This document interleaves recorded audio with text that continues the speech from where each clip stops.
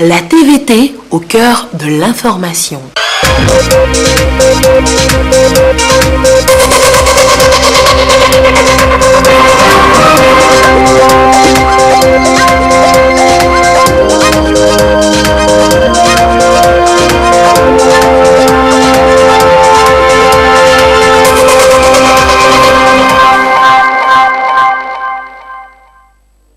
Bonsoir madame, bonsoir monsieur, voici d'abord les titres de ce journal.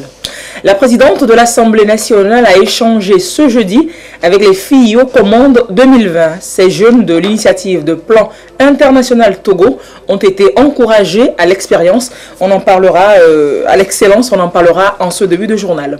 Et puis, dialogue civilo-militaire des civils et des militaires au Togo qui aplanissent leurs dissensions pour une coexistence plus pacifique.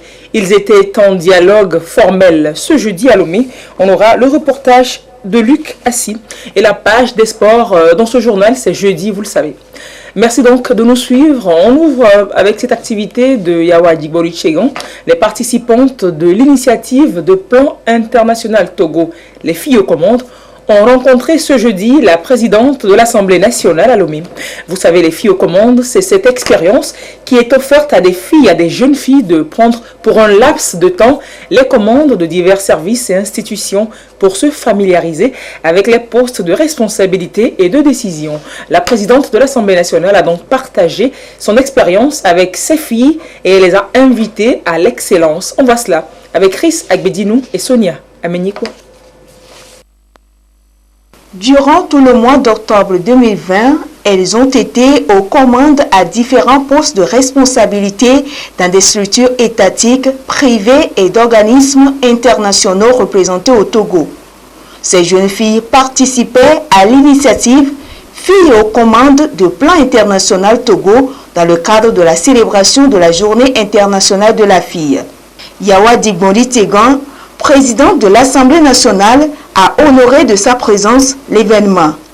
Elle est venue échanger avec les bénéficiaires et les inspirer davantage au leadership féminin.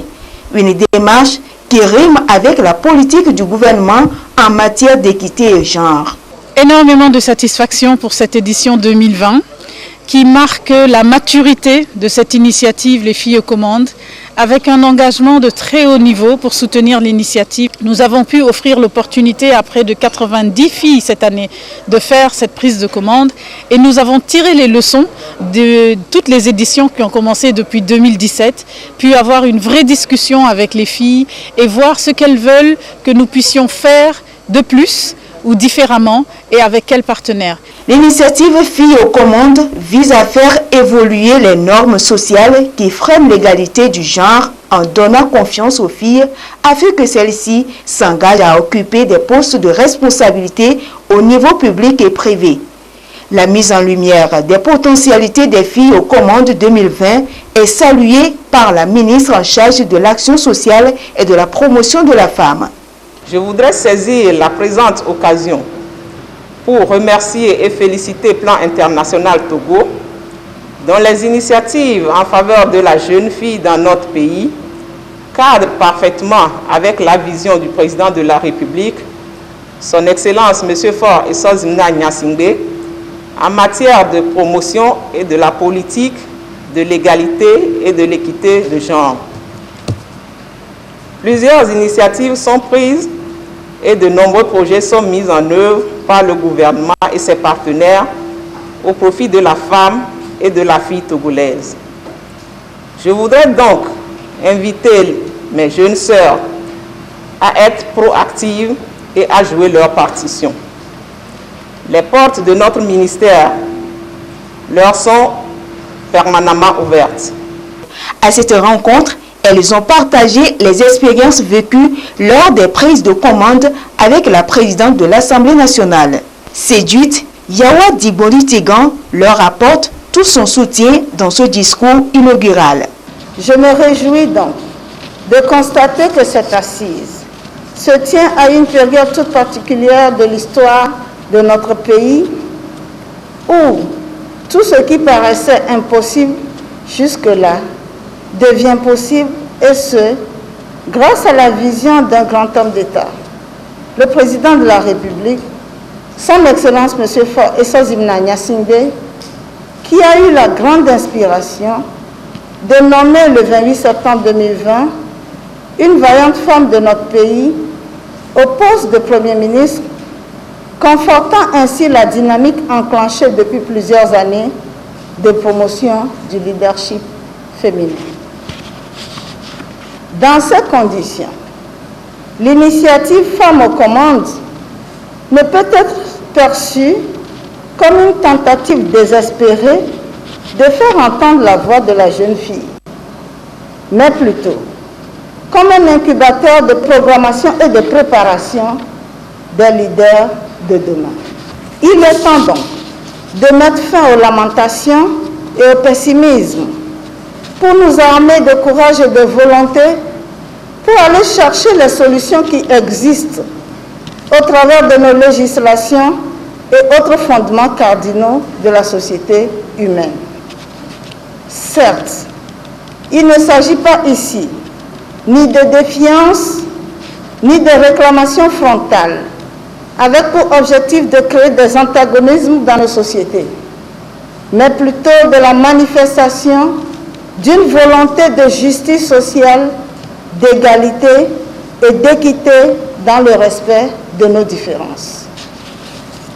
Les efforts déployés par les gouvernements et leurs partenaires respectifs étaient pendant longtemps focalisés essentiellement sur l'amélioration des conditions de vie des filles et des jeunes femmes en ciblant la violation des droits spécifiques tels que le droit à l'éducation, le droit à la protection ou la lutte contre le mariage des enfants.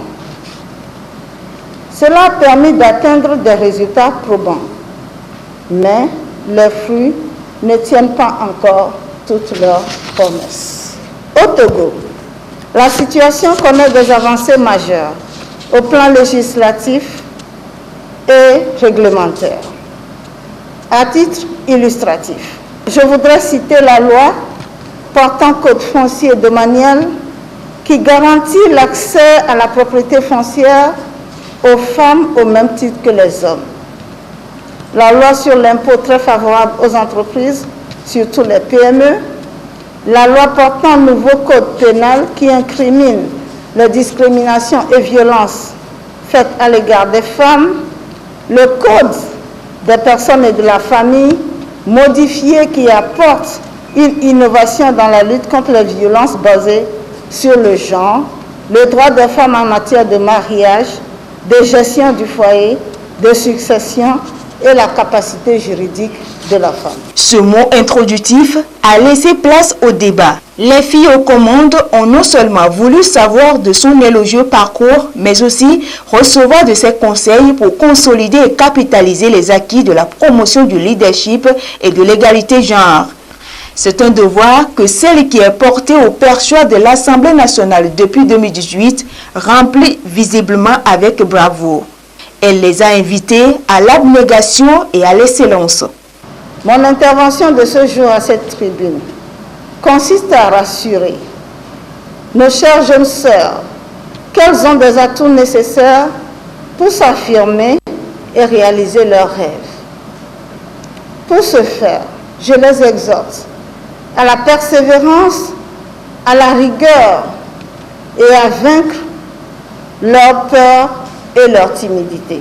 C'est à ces seules conditions qu'on devient femme leader capable de transformer son milieu de vie. La voie pour y arriver est déjà balisée par les plus hautes autorités avec la mise en place des mécanismes et législations axés sur la promotion et la protection des droits des filles et l'équité genre. D'autres initiatives verront encore le jour sous la très haute impulsion du président de la République, son Excellence M. Faure Essozimna Gnassingbé, qui fait de la promotion féminine une réalité dans notre pays. Pour ma part, je pense que nous devons réinventer un monde dans lequel chaque fille pourra exercer son droit à l'éducation et être protégée contre la violence liée au genre. Créer un monde dans lequel le garçon et la fille auront les mêmes chances en matière d'instruction et de formation. Au-delà des inégalités structurelles de ressources, il est nécessaire que le niveau d'ambition s'équilibre et se complète.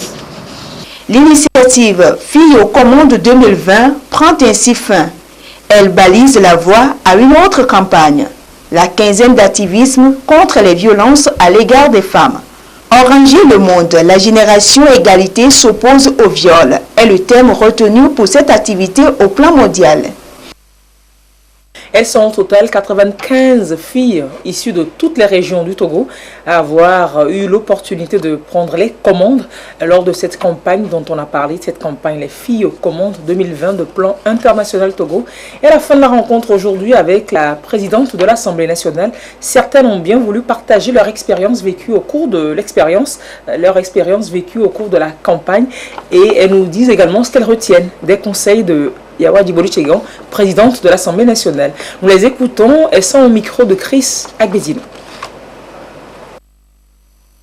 J'ai été fille aux commandes au ministère de la Sécurité, précisément à la DCPJ où j'ai occupé le poste de la directrice adjointe. Je pense que c'est un moment inoubliable, c'est un moment qui a été très édifiant pour moi parce que j'ai ôté de moi la peur de faire face à un corps habillé par exemple, et ça m'a permis de voir les difficultés, tous les travaux qu'effectuent les corps habillés pour pouvoir analyser une situation jusqu'à ce que nous proposions des solutions au commun des mortels afin qu'ils soient plus satisfaits. Par rapport à ce que son Excellente Madame la Présidente de l'Assemblée nationale a dit ce matin, on ne doit pas dire que c'est parce que je suis fille que je ne dois pas y arriver, mais on doit ôter le fait d'être fille et avancer. Nous ne devons pas nous attarder sur notre sexe, mais nous devons prendre les problèmes, les aplanir et avancer comme cela se doit. On doit surpasser, dépasser et atteindre le potentiel de notre rêve. J'ai occupé le poste de maire à la mairie où j'ai eu la chance de célébrer un mariage.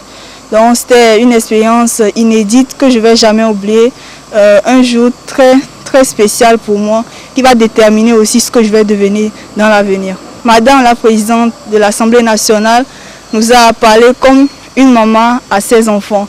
Elle nous a dit de quoi on nous rêve. Elle nous a dit que la vie ne va pas nous donner tout sur un plateau, mais nous devons surmonter toutes les difficultés. Nous devons nous battre, nous devons savoir que nous devons avoir des mentors, que c'est très important, que c'est ce mentor-là qui va nous relever lorsque nous allons tomber et pouvoir réaliser nos rêves. Et il faut savoir choisir aussi son mentor. J'aimerais adhérer à une organisation de jeunes filles et beaucoup travailler avec eux afin de promouvoir les femmes. J'ai pris commande au sein du système des Nations Unies. En tant que coordinatrice résidente, j'ai remplacé M. Damien Mama. Nous étions 5 au SNU. Comme on l'appelle là-bas, nous étions 5 au SNU et comme nous étions allés là-bas, chacune de nous étions désorientés au fait dans notre parcours. Mais après notre sortie de là, et avec les entretiens que nous avons eus avec M. Mama et avec tout son staff, chacune de nous maintenant sait vraiment ce qu'elle veut dans la vie. Ce que j'ai retenu des conseils de madame est que quoi ? Dans la vie, elle nous a dit, dans la vie, ça ne serait toujours pas facile. Mais il faut toujours avoir de l'abnégation. Il faut toujours rester concentré au fait. Elle nous a dit ce que nous savons faire, d'abord de le faire bien. J'ai commencé l'initiative avec Plan International Togo depuis 2018. 2018, j'étais fille aux commandes et cette année, j'ai été présidente du comité. Je crois que c'est une bonne initiative parce que ça change beaucoup de choses en nous. Ça nous permet de prendre la parole librement. Ça nous permet de voir vraiment les responsabilités liées au poste que nous voudrions prendre. L'essentiel, ce n'est pas seulement de rêver, mais de mettre ses rêves en pratique, de travailler vraiment pour pouvoir réaliser ses rêves. C'était donc certaines filles aux commandes qui réagissaient après leur rencontre aujourd'hui avec la présidente de l'Assemblée nationale. Et ce communiqué justement de l'Assemblée nationale, la présidente de l'institution informe les honorables députés que les 13e et 14e séances plénières de la deuxième session ordinaire de l'année auront lieu respectivement les lundis 7 et mardi 8 décembre 2020 à 9h au siège de l'Assemblée nationale. Le communiqué est signé ce 3 décembre 2020 par la présidente de l'Assemblée nationale, Yawa Djigori Tchegan. Je vous le disais en titre, dialogue civilo-militaire pour prévenir les conflits et nourrir la confiance réciproque. Ce jeudi, les forces de défense et de sécurité et des populations civiles ont échangé et cherché les points de discorde dans leurs relations. C'est la paix durable qui est ainsi visée par tous. Le point des échanges avec Luc Assis. Entre civils et militaires, c'est du je t'aime moi non plus. Au moment où les civils craignent les militaires, ces derniers les érigent en adversaires selon les circonstances. Si certaines manifestations sociopolitiques de ces dernières années se sont déroulées dans l'ordre, d'autres accompagnées de défiances manifestes de l'autorité de l'État finissent avec des troubles aux conséquences multiples. Des situations qui favorisent la détérioration des relations entre les deux entités. À cela s'ajoute la peur et la méfiance entre les corps habillés ainsi qu'une méconnaissance de leur rôle et responsabilité. Au cours de ces dernières années, nous avons vu qu'il y a eu des heures entre les civils et les militaires, et surtout dans la période électorale et des manifestations de rue. Souvent, le gouvernement interdit les manifestations et la population n'aime pas suivre les instructions du gouvernement. Les militaires sont obligés de faire appliquer les décisions du gouvernement. Pour éviter tout ça, le ministère de la Défense, à ma connaissance, fait souvent des sensibilisations et des ateliers de formation force de sécurité et de défense.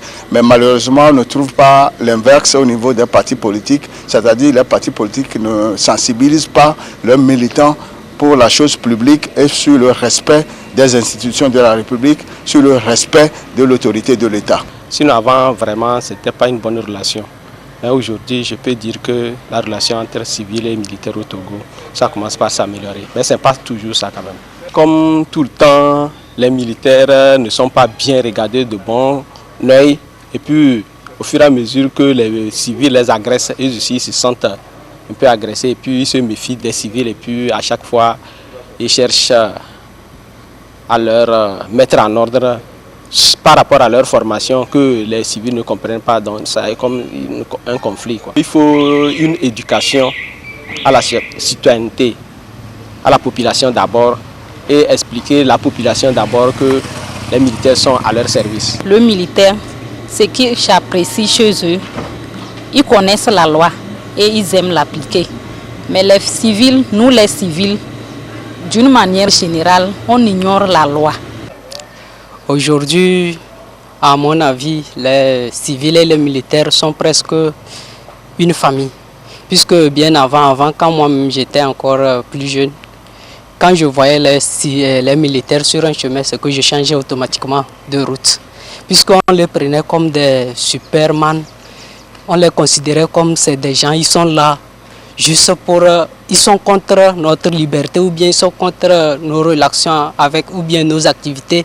Et là, on avait tellement peur d'eux. Même en population, quand ils passent quelque part, on ne fait que parler mal d'eux, les insulter, mais pourtant ils sont là pour notre bien. C'est pour améliorer davantage ces relations civilo-militaires qu'un espace de dialogue a été créé entre les deux entités. Objectif, permettre aux populations et aux forces de défense et de sécurité de se connaître davantage, de resserrer leurs liens afin de prévenir les conflits et l'insécurité tout en restaurant la coexistence sociale. Nous avons eu à connaître des moments un peu difficiles, surtout lorsque la politique, au lieu de prôner l'apaisement, la politique exhorte ou insiste à la violence. Vous savez, en 2017, nous avons traversé des moments un peu difficiles. Certaines préfectures en ont souffert. Les biens ont été détruits.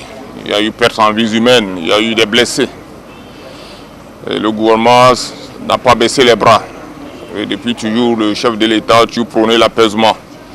Il a toujours pris des initiatives, il a toujours pris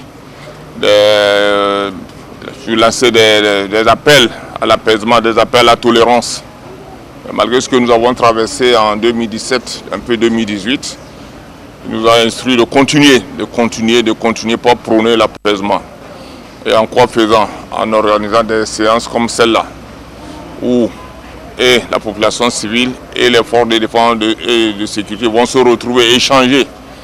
Que la première partie puisse dire à l'autre ce que je vous reproche, c'est ça. Et l'autre aussi puisse lui dire voici ce que je vous reproche. C'est ça qui va permettre d'aller de l'avant. À partir du moment où on connaît ce que l'autre ne veut pas, je crois qu'on peut avancer. Et à la fin, il y a des recommandations qui vont permettre d'améliorer cette cohabitation, cette collaboration. Parce que les forces de défense et de sécurité ont pour mission d'assurer la protection de nos populations. Mais vous ne pouvez pas assurer la protection de quelqu'un qui ne s'intéresse pas à cela. Donc, il faut que les deux entités s'entendent. Il faut que les deux entités collaborent, coopèrent. Comme dans les autres régions, les populations de la région maritime et les militaires vont échanger pour trouver les causes, les acteurs et les facteurs de conflit et de tension entre les deux composantes. Ce, en vue de trouver des solutions pour un vivre ensemble périn. Ce cadre d'échange axé sur le dialogue civilo-militaire, outil efficace de prévention et de résolution des conflits au Togo, vient s'ajouter aux multiples actions déjà entreprises par le gouvernement pour une paix durable. Et la Commission nationale de lutte contre la prolifération, la circulation et le trafic illicite des armes légères et de petit calibre dans la même dynamique sensibilise les élèves de la région centrale sur les dangers liés à la violence armée. La Commission a déjà rencontré la jeunesse scolaire des villes de Blita et ensuite de Sotoubois. Elle leur a parlé de non-violence et de paix. Compte rendu dans cette correspondance de Désiré Aloé. La culture de la paix, le vivre ensemble, des valeurs à promouvoir et à consolider, des conditions essentielles pour toute action de développement. Le milieu scolaire, un terrain comme cible. Ici, il faut déjà inculquer aux apprenants ces valeurs pour leur enracinement dans les communautés. La Commission nationale de lutte contre la prolifération, la circulation et le trafic illicite des armes légères et de petit calibre en tournée de sensibilisation. Le lycée de Blita, première étape. Nous sensibilisons les enfants pour qu'ils puissent s'entraider, avoir une solidarité entre eux, s'entraider pour ne pas commettre des dégâts entre eux-mêmes. Nous voulons prévenir nos enfants pour ne pas répéter ou pour ne pas construire ce qui se passe ailleurs. D'avoir entre eux des rapports de convivialité, de ne pas s'exhiber, de ne pas s'adonner à ce qui ne les intéresse pas. La violence, synonyme du désordre et de la pauvreté. La tournée de la commission l'a amené aussi à Sotoubois, avec comme objectif visé travailler à construire une société basée sur un état d'esprit intérieur qui n'aspire que la paix. La non-violence nous permet d'être en paix, de bien étudier et de continuer notre vie en paix. La violence en milieu scolaire entrave le bon avenir de la relève de demain. Ce fléau sous toutes ses formes doit être banni et les clubs de paix et de sécurité des instruments appelés à jouer un rôle de dissémination de ces valeurs cardinales. Aujourd'hui, comme la commission vient de nous réveiller encore, et nous aussi nous allons mettre ça en œuvre pour pouvoir lutter contre la violence et pour le bon avancement, c'est nous qui sommes de demain. Le gouvernement togolais, au travers de la commission, s'attelle au quotidien à faire des Togolais des citoyens actifs épris des valeurs de paix et de vivre ensemble. Occasion pour la commission de rappeler aux élèves et au corps enseignant le respect des mesures barrières pour couper la chaîne de transmission du coronavirus. Ce communiqué du Haut Commissariat à la réconciliation et au renforcement de l'unité nationale, concernant donc l'indemnisation des victimes non vulnérables dans les régions des plateaux de la Kara du 7 au 12 décembre prochain. Dans le cadre de sa mission de mise en œuvre du programme de réparation, le Haut Commissariat à la réconciliation et au renforcement de l'unité nationale Ashkroun tiendra 2 sessions d'indemnisation des victimes individuelles dans les régions des plateaux de la Kara du 7 au 12 décembre 2020. À cet effet, le Ashkroun invite les victimes dont les noms sont affichés dans les locaux de leur préfecture et mairie respectives ou publiés sur le site de l'institution, le www.ashkroun-tg.org, à se présenter aux dates et lieux indiqués suivant le programme que vous pourrez trouver dans le quotidien national Togo Presse. Et cette audience à la primature, Madame le chef du gouvernement a reçu en audience le représentant de la diplomatie japonaise, l'ambassadeur plénipotentiaire Kuramichi Hideaki. Les échanges ont touché des questions d'intérêt commun aux deux États. Le point de l'entretien avec Yves Agbevivi. Les défis socio-économiques et infrastructurels et le plan quinquennal de développement du Togo. Des thèmes qui ont fait l'objet du tour d'horizon des échanges avec l'ambassadeur plénipotentiaire du Japon à la primature. L'audience accordée par Madame le Premier ministre a également permis d'aborder le développement des relations bilatérales entre le Japon et le Togo, des relations déjà au beau fixe. La relation bilatérale est toujours très bonne. Et bien sûr, nous voudrons intensifier cette relation davantage. Nous avons discuté globalement de moyens de comment réaliser le développement économique et social, et surtout dans quelques domaines mettre un accent. Par exemple, le développement de l'agriculture et du développement socio-économique. Et bien sûr, dans le domaine de l'infrastructure. J'espère que nous pouvons maintenir de bonnes relations comme auparavant.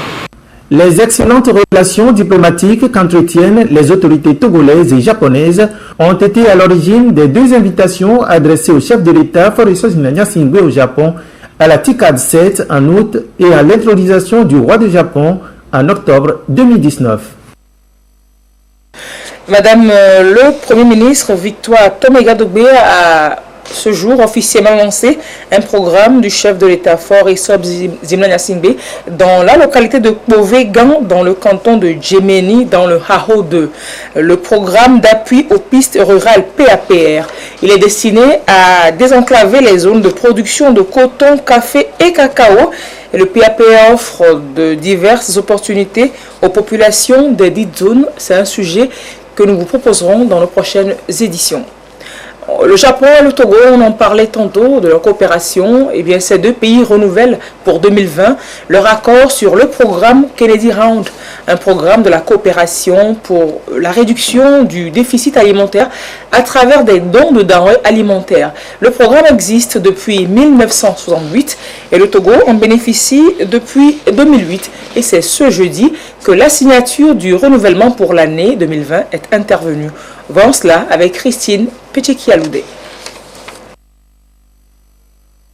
Signature d'échange de notes du projet d'assistance alimentaire Kennedy Round KR 2020. À travers ces engagements, le Japon met à la disposition du Togo une enveloppe financière d'un montant de 300 millions de yens, soit environ 1,5 milliard de francs CFA. Une coopération financière non remboursable pour appuyer le Togo dans sa politique pour le mieux-être de sa population. Ce programme permet de constituer un fonds appelé le fonds de contrepartie qui est constitué des recettes de la vente de riz et qui servira plus tard à financer divers projets de développement socio-économique dans les domaines de l'agriculture, de réhabilitation des infrastructures et bien d'autres. Je voudrais réitérer le ferme engagement de mon pays à soutenir le Togo dans ses efforts pour le développement économique. Le Togo attend d'ici à la fin du mois de décembre 2020 4 800 tonnes de riz blanc japonais et américain. La présente signature est le fruit de l'excellence des relations de coopération entre le Togo et le Japon. Sur le marché national, l'aide alimentaire du Japon a favorisé l'accès aux produits de première nécessité en influant sur les disponibilités, la qualité et les prix des dits produits. Il faut souligner que le riz des projets KR vient à point nommé pour réduire le déficit structurel en riz au Togo en raison des productions insuffisantes. Excellences, Monsieur l'ambassadeur, comme vous pouvez le constater, l'importance de l'aide alimentaire des projets KR dans la vie économique, sociale et alimentaire de nos populations n'est plus à démontrer. C'est pourquoi nous voulons une fois encore réitérer notre requête pour non seulement la poursuite de cette aide alimentaire, mais aussi et surtout pour le renforcement de ce programme. De 2008 à nos jours, le Togo a bénéficié de 10 projets KR d'une enveloppe financière totale de 4 milliards 10 millions de yens, soit environ 20,5 milliards de francs CFA. Et ce 3 décembre, c'était la journée internationale des personnes handicapées. La Fédération togolaise des personnes handicapées a échangé avec les hommes des médias sur le thème de l'année, reconstruire en mieux après Covid pour un monde inclusif, accessible et durable. Compte rendu des échanges, Immaculée Baoué Abalo, Arnaud Kili. Même en situation normale, les personnes handicapées sont souvent marginalisées. Et avec la Covid-19, elles sont devenues plus vulnérables, notamment dans l'accès à la santé, à l'éducation, à l'inclusion et à l'information.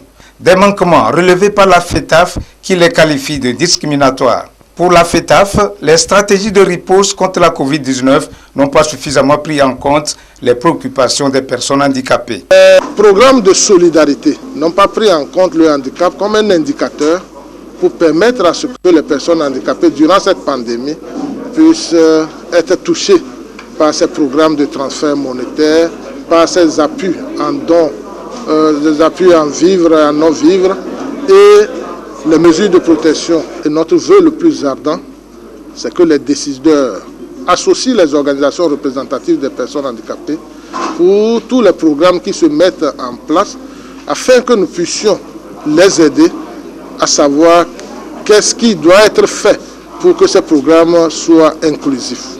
Pour les organisations de défense des personnes handicapées, il faut repenser la lutte pour mieux construire un monde post-Covid-19 inclusif, accessible et durable. Les mesures barrières constituent une barrière supplémentaire à l'accessibilité des personnes en situation de handicap et qu'en plus, on sait très bien que la Covid-19 est venue précariser la population qui était déjà pauvre, et on sait très bien que les personnes handicapées sont souvent dans un cercle vicieux de pauvreté encore plus exacerbé. Donc je pense qu'effectivement c'est un gros défi, mais c'est aussi un défi qui a mis à l'épreuve nos valeurs. Et je pense que plus que jamais on s'est rendu compte qu'on n'était pas vraiment inclusif, que sous la panique on a eu des gestes encore moins humains que d'habitude. La Fédération togolaise des associations des personnes handicapées FETAF et leurs partenaires appellent à une synergie d'action afin d'améliorer la résilience des personnes handicapées. Et le Covid-19 au Togo n'empêchera pas de rendre grâce à Dieu pour ses multiples bienfaits.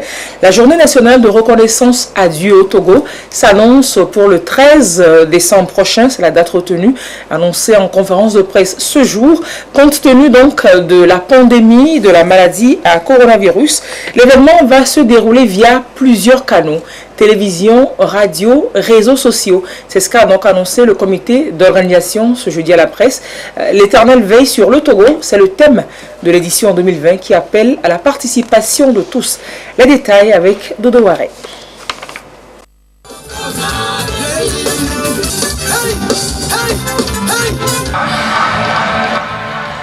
La Covid-19 a failli avoir raison de la journée nationale de reconnaissance à Dieu, les grands rassemblements étant interdits. Heureusement, avec les supports médiatiques et les réseaux comme YouTube et Twitter, l'événement aura bel et bien lieu. Le Togo va être une fois encore confié à Dieu dans un esprit de réconciliation, d'adoration, de louange et d'action de grâce. Le choix est porté sur les virtuels. Les liens seront utilisés. Les médias seront mis à profit.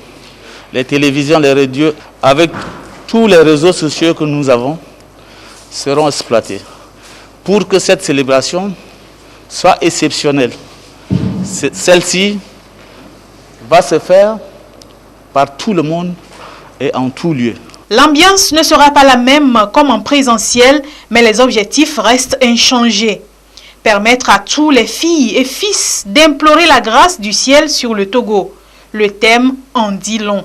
Le thème, l'Éternel veille, c'est-à-dire il a veillé, il veille, il veillera. Ce choix a été fait pour dire merci à Dieu par rapport à ces grands événements qui met le monde entier à genoux. Le Togo passe, c'est grâce à Dieu. D'une soirée à une journée nationale de reconnaissance à Dieu, l'événement a 8 ans et connaît au fil des années une adhésion populaire.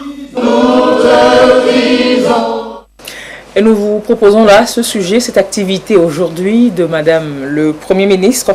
Victoire Tomega Dobé a donc officiellement lancé un programme du chef de l'État Foriso Zimnanya Singbe.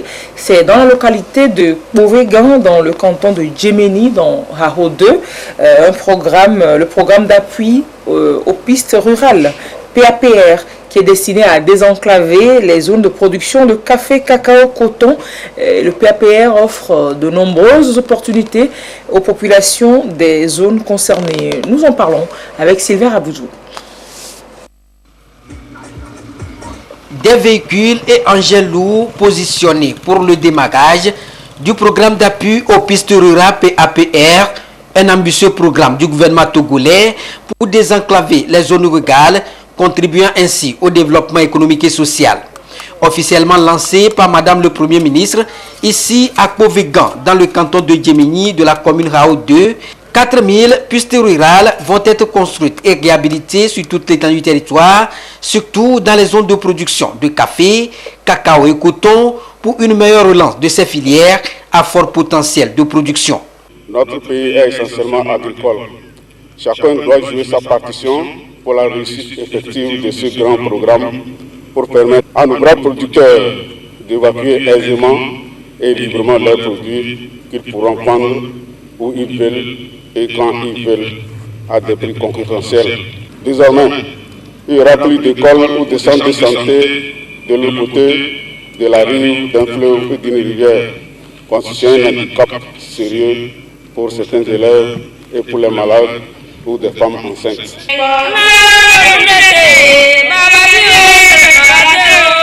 Financé à hauteur de 49 milliards de francs CFA par KfW, l'AFD et l'État togolais, ce programme va donc améliorer significativement la mobilité des personnes et des biens, contribuant à l'inclusion économique et sociale des communautés à la base. 10 millions d'euros pour l'AFD et 17 millions d'euros pour la KfW. L'Allemagne vient d'augmenter sa contribution à ce programme en signant en septembre dernier un contrat de financement de 10 millions d'euros, portant sa contribution totale actuellement à 27 millions d'euros pour ce programme. Les partenaires sont engagés aussi dans le secteur agriculture en général. Le gouvernement ambitionne donc de réaliser cette politique en vue d'accélérer une croissance forte destinée à améliorer le quotidien des populations. En effet, le président de la République, son Excellence M. Faure Esozimna Nyasingbe, soucieux du bien-être des populations en milieu rural, a consacré l'une des priorités de son projet de société du mandat présidentiel 2020-2025 au développement rural, notamment la construction, la réhabilitation et la maintenance des pistes rurales pour soutenir, consolider et accompagner durablement la politique agricole et l'accès aux infrastructures socio-économiques.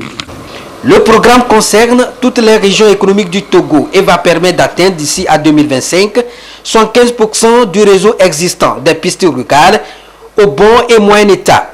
Et pour sa bonne gestion, des équipes de contrôle et de suivi périodique vont être déployées pour veiller à la bonne réalisation des ouvrages. Et ce communiqué, le ministre de l'Enseignement supérieur et de la Recherche communique. Un concours national de recrutement d'élèves professeurs est ouvert pour le compte de l'année de l'école normale supérieure d'Atakpamé à l'intention des Togolais des deux sexes selon deux formules. Formule A. Être âgé à la date du concours de 18 ans au moins et de 35 ans au plus pour les non-fonctionnaires et de 40 ans pour les fonctionnaires, les enseignants. Donc.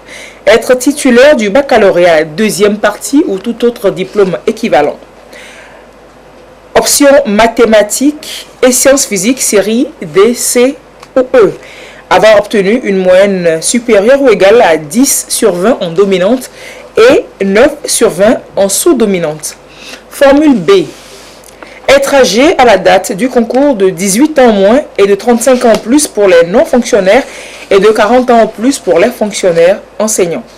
Être titulaire d'une licence ou de tout autre diplôme équivalent en mathématiques pour l'option mathématiques, en physique ou chimie pour l'option sciences physiques, en biologie et physiologie animale, biologie et physiologie végétale ou géosciences pour l'option sciences de la vie et de la terre.